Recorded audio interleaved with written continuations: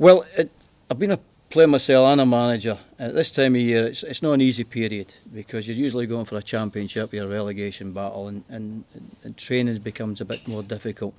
So the whole squad is about the player, not so much the Scotland manager or the other club, but I'm hoping it benefits the other club as well.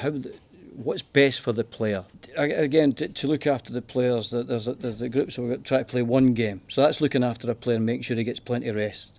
There's another group who are going to be involved in two squads.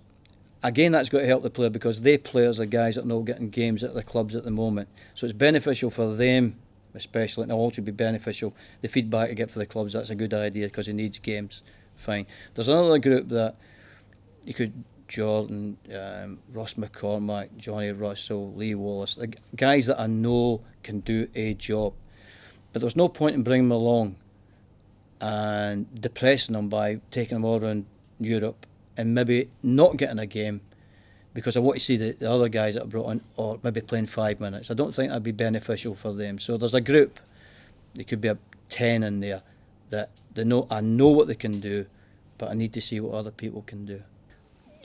In November, after I watched under 21s, I had an idea who I was going to call in. But then from November on, there's players in there that I didn't have in my vision.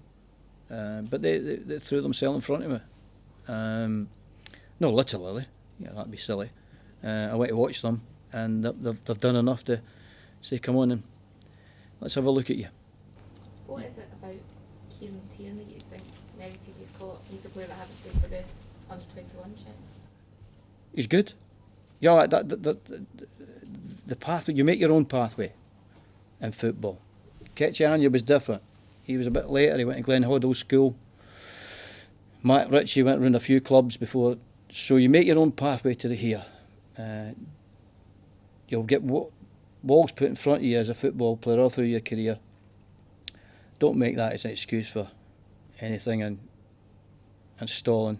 Knock the walls down, and that's what the young man has done. That's what Anya's done. That's what Richie's done. That's what Snodgrass has done. Only time will tell. They're given the opportunity. It's like the clubs should give them the opportunity, and if they excite the clubs, then it'll excite us.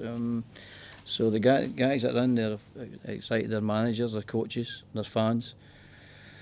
So hopefully they can excite us. But there's different levels of progression. Some are late developers, some are early developers. But do you say to me, is there superstars in there? No. I don't know. I don't think so.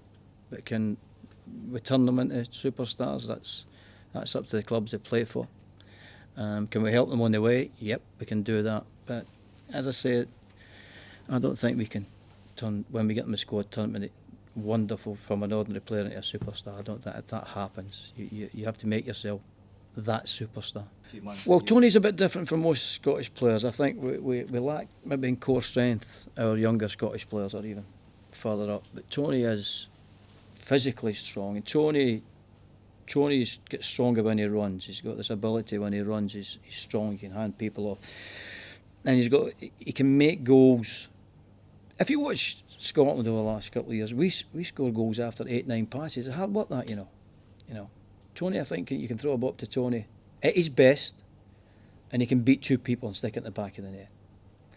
So we need something like that. Let's get it right that I have over the last 3 years I've had people putting in some tremendous performances, and I'll reiterate, I only feel we didn't keep the standards in one game. If we can change and make sure that one game becomes a win, we will qualify for the next World Cup.